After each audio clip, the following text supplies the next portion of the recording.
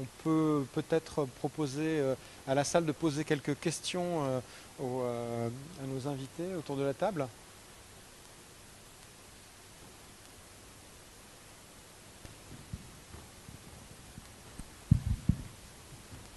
Oui, bonjour. Je voulais poser une question sur la restauration que je trouve magnifique. Donner à manger aux gens avec les produits qu'on a produits soi-même, c'est fabuleux, mais comment allez-vous pouvoir composer dans l'avenir, si ce type de restauration se développe, avec les règles européennes hyper hygiénistes? On parle de l'eau, de traçabilité, de DLC. Comment allez-vous pouvoir composer avec tout ça? Merci.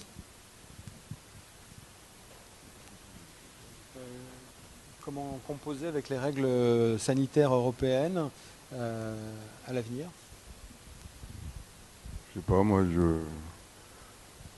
il n'y a pas de DLC puisque je ramasse les légumes dans mon jardin et je les fais cuire le jour même, donc j'ai pas de problème de DLC. Même chose, effectivement, il n'y en a pas.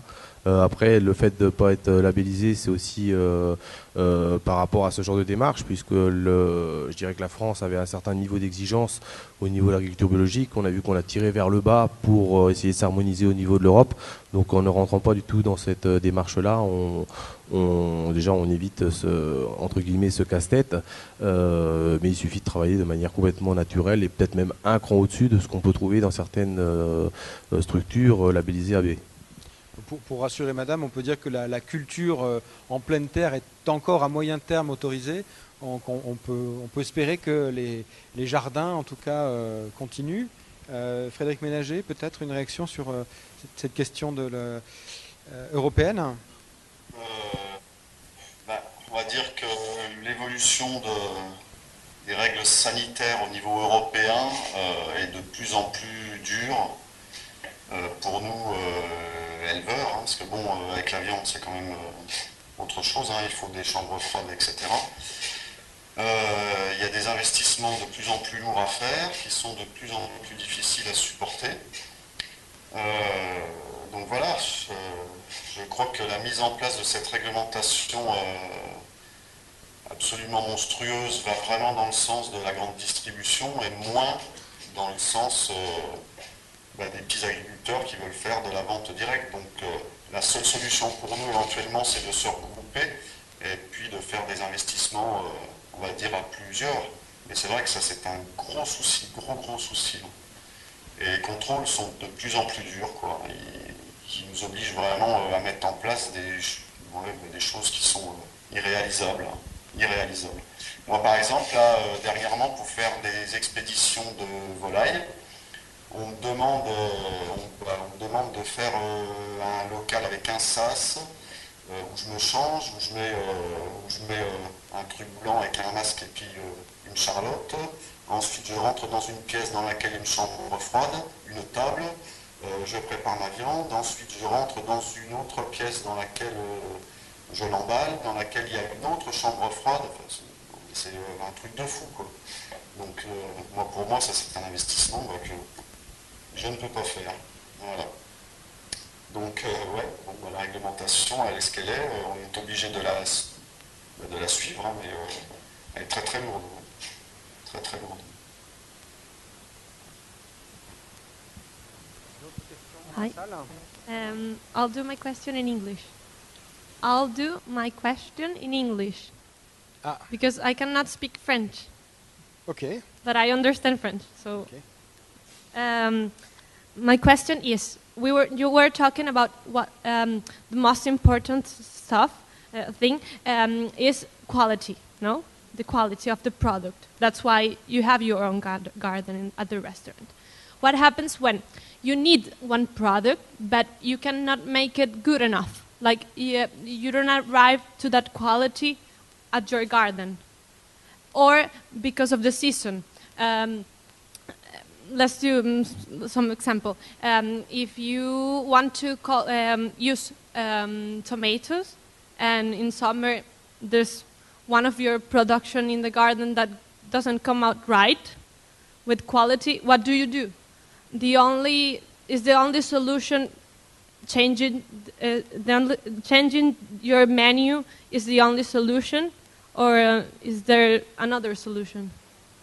Alors, question que je vais traduire, par exemple, sur l'exemple de la tomate. Si la tomate n'arrive pas à maturité, si la récolte est foutue, quelle est la solution? Est-ce qu'il faut changer le menu, ne plus mettre de tomates au menu, ou est-ce qu'il y a une autre solution? Alors, il faut s'adapter. Donc cette année, c'est un exemple parfait par rapport aux conditions météo du printemps qui ont été exécrables, où on a eu pour les productions maraîchères entre 3 semaines et 1 mois de retard. Et l'ARPEJ s'est adapté en mettant en place une carte du 15 mai au 15 juillet.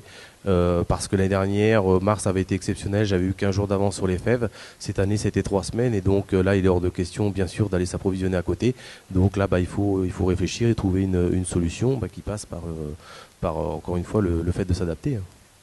Mais c'est propre à la météo. Ça peut être, dans mon cas, propre à un ravageur. Ça peut être, comme c'était le cas malheureusement sur le Vouvray avec la grêle, qui peut ruiner une année de production dans un jardin. Et puis après, on a là aussi la possibilité de travailler avec des tunnels, donc des serres, bien sûr non chauffées. Et puis de pouvoir gagner quelques degrés. Mais la chose que l'on ne maîtrise pas et qui pour nous, en termes de production de légumes, est indispensable, c'est la luminosité, c'est la lumière. Voilà, et cette année, le printemps a été, vraiment très sombre, et donc il n'y a pas de photosynthèse, et donc les légumes prennent plus de retard. Frédéric Ménager.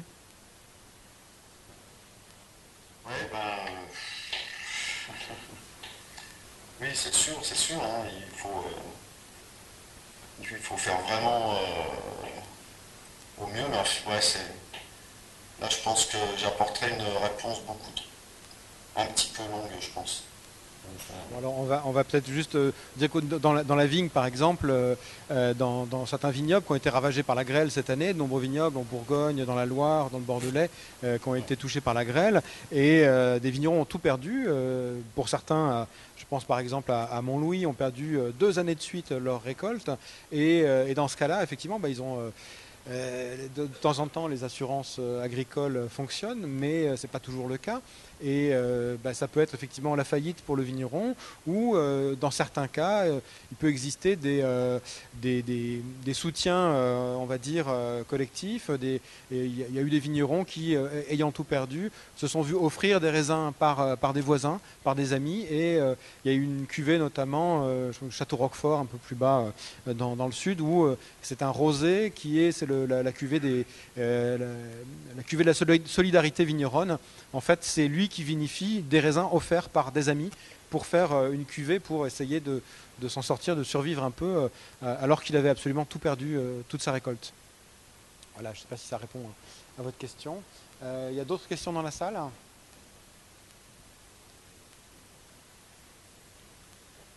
ne fonctionne pas là. Si. C'est à la fois une question et également une constatation. C'est pour faire suite à l'intervention de M. Ménager. C'est à la fois une question et une constatation. Parce qu'on se dit que si ces normes qui deviennent au niveau de l'Europe de plus en plus extravagantes et exigeantes viennent à s'appliquer, c'est aussi qu'il y a des lobbies.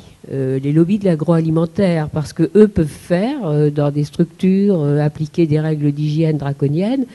À côté de ça, le produit qui est traité n'a même plus le droit de s'appeler de la viande ou du poisson, mais il est traité de manière hygiénique.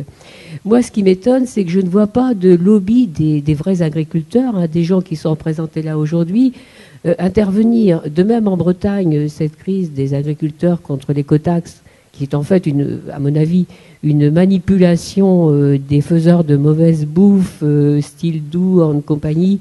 Bien sûr que les pauvres employés...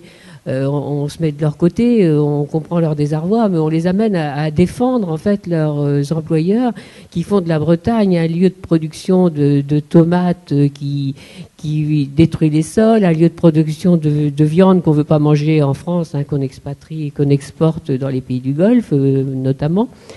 Donc là, il y a une vraie question. Pourquoi tous ces gens qui constatent tout ça, qui sont contre, ne font pas le poids, n'essaient pas de créer des lobbies pour aussi intervenir. Moi, je veux dire, je suis prête à dire, je ne veux plus aller en vacances en Bretagne. Je ne veux pas soutenir des pollueurs et des gens qui fournissent de la malbouffe. Il y en a des tas de façons de faire une pression, mais on a l'impression qu'on est tous avec nos bons sentiments, notre humanisme.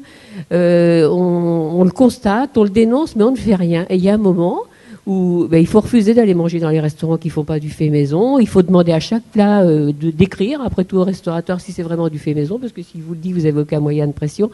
Je pense que c'est aux consommateurs et aux réels producteurs, aux gens qui sont engagés et conscients, comme Monsieur Ménager et les gens qui sont autour de cette table, de réagir. Parce que malheureusement, on a un système où les lobbies, le poids économique a plus de poids que les États et la réglementation, fait le jeu de tout, et c'est à nous, consommateurs et réels producteurs, d'intervenir, de se manifester.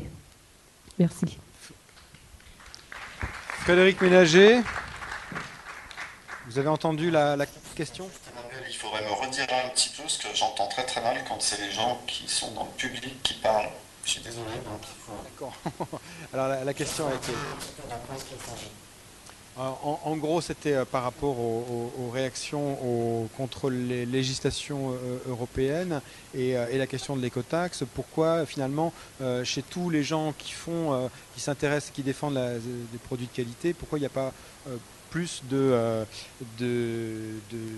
coordination et pourquoi la voix ne porte-t-elle pas plus? C'est bien ça, madame? J'ai bien résumé votre...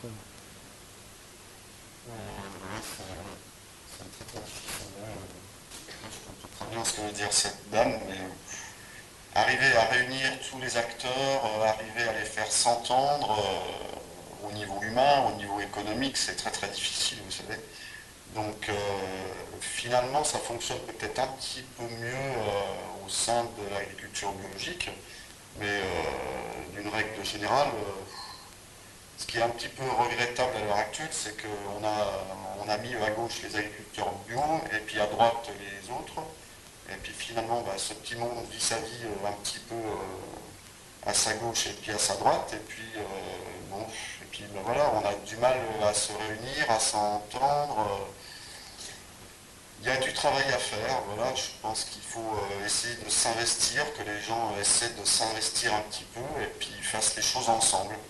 Et en se regroupant, justement, pour limiter notre impact, ou alors, sinon, la solution numéro 1, c'est de vendre exclusivement la production à l'endroit où on se trouve. Et ça, je pense qu'on peut le faire. Le seul problème, c'est qu'il faudrait que la grande distribution disparaisse. Et ça, je crois que c'est pas demain. Moi, ce qui me semble important, effectivement, c'est d'accentuer, de parler de la diversité de nos produits. Si vous voulez, quand M. Picard à gauche me dit on sert 400 variétés. Et c'est vrai qu'on constate une uniformisation, il n'y a plus que 4 ou 5 pommes sur le marché alors qu'il y a à peu près 150 variétés, qu'il y en a beaucoup qui disparaissent. Et il y a une action là à mener pour montrer qu'il y a une diversité phénoménale dans les produits et qu'on a tendance aujourd'hui à réduire cette diversité. Donc moi je pense que si tous les acteurs de la filière, c'est-à-dire les producteurs, continuent à produire des produits qui ne sont pas forcément les 4 ou 5 pommes qu'on trouve sur les marchés, que les restaurateurs, d'ailleurs les cuisiniers, on met en scène ces produits, que l'identité de tous ces produits soit forte, c'est-à-dire que moi je me bagarre toujours pour que ces produits ce qu'on fait est une identité forte. C'est-à-dire que quand je fais du vin au Beau-de-Provence, c'est du vin au Beau-de-Provence, c'est pas du vin qui ressemble à du vin qu'on peut faire à Bordeaux, à Cahors ou à Tours. Donc il y a une action là à mener sur des idées simples comme ça, d'identité, de diversité. Et je pense que si chacun fait son... Et puis la presse derrière, et les médias, ils ont une importance aussi capitale pour expliquer tout l'intérêt et la qualité des produits et la différence dans l'alimentation. Et chacun a son rôle à jouer là, et peut-être que comme ça on y arrivera. Excusez-moi. Ici, Une question ? Ouais, juste pour répondre à madame, moi ce qui me désespère, c'est qu'il y a un lobbying agricole, sauf qu'il est complètement mené par la FNSEA qui ne soutient que les grosses exploitations agricoles, elles-mêmes compromises avec l'agroalimentaire. Donc le lobbying il est, mais il n'est pas là où il faut en fait. Et ouais, c'est un lobbying de petits, et là je vous rejoins, un lobbying effectivement d'agriculture raisonnée, j'appellerais ça, et effectivement... Moi, je crois que je ne vais plus aller en Bretagne non plus, d'ailleurs, parce que c'est un mélange, il y a un mélange de revendications. Juste pour revenir sur le sujet, il y a un mot qui n'a pas été prononcé, bon, et pourtant, il faudrait le prononcer, c'est lorsque vous faites ce type de production. Le mot ça ne vient pas de moi, hein, voilà. Un restaurateur qui fait sa propre production, c'est de la communication. C'est de la communication.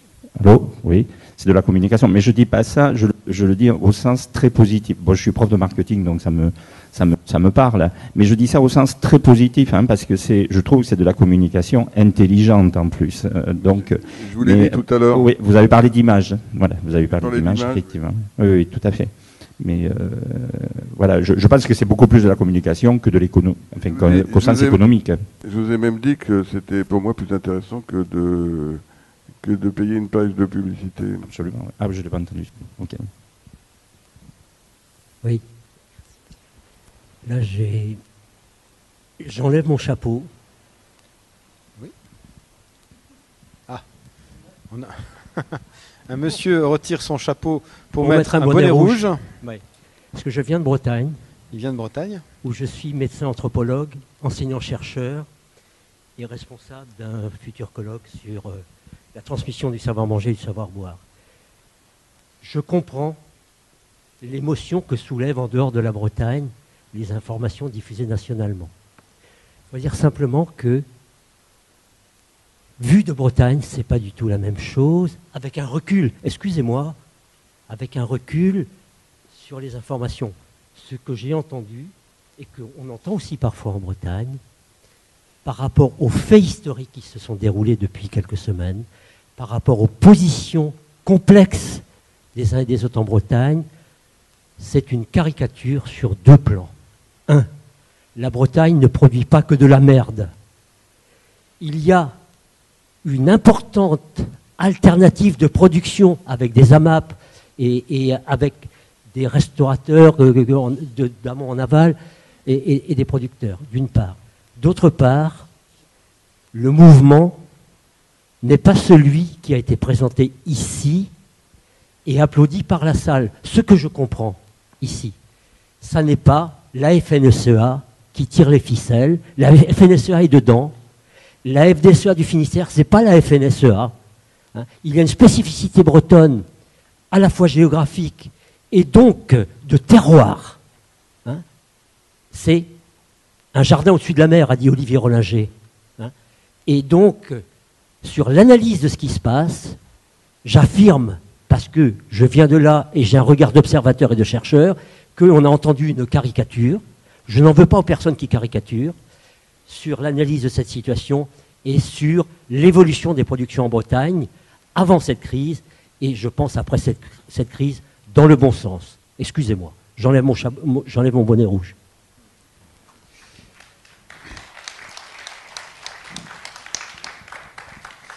Donc bon, effectivement, il n'y a pas de Breton autour de cette table pour confirmer que le point de vue de la Bretagne est différent.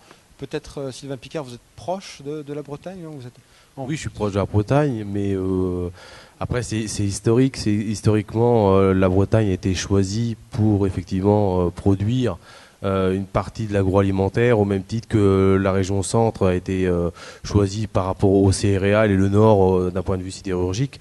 Donc aujourd'hui, quand on voit les productions, notamment porcines, qui sont faites en Bretagne, l'impact ça sur l'environnement, il faut savoir également qu'il y a certains producteurs de porcs bretons qui viennent prendre des terres, on va dire les louer en Mayenne par exemple, pour augmenter leur surface d'épandage et à ce titre augmenter leur parc de production. Et par rapport à ça, certains jeunes qui veulent s'installer en production animale ou en maraîchage sont confrontés à une personne qui a des moyens financiers considérables et qui est suivie par un certain syndicat du monde agricole.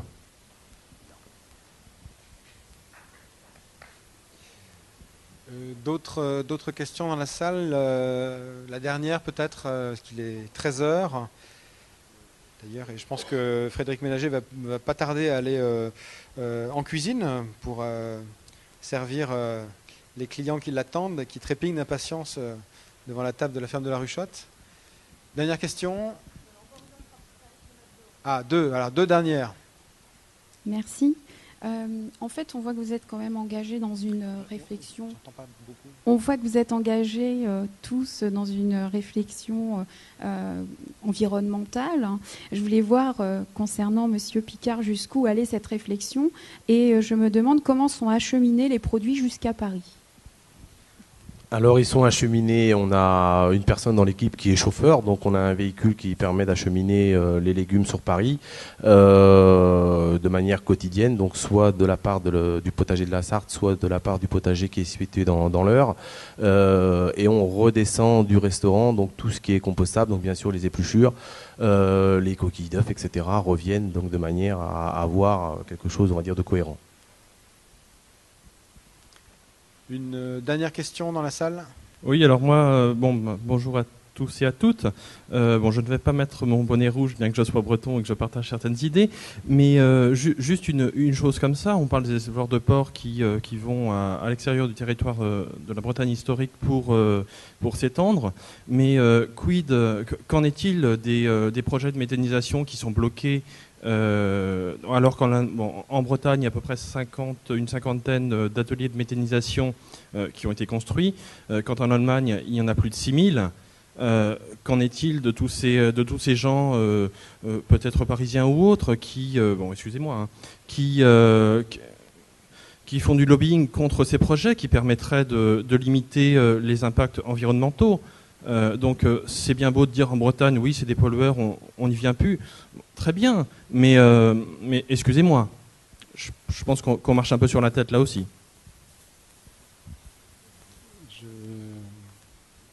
Quelqu'un aurait une... Je pense qu'il n'y a pas forcément autour de cette table les interlocuteurs pour répondre à cette question.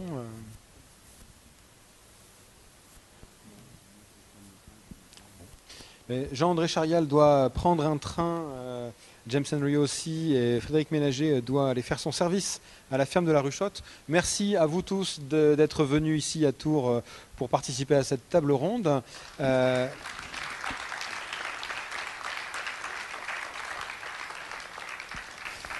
Et merci à vous d'être restés, d'avoir posé des questions.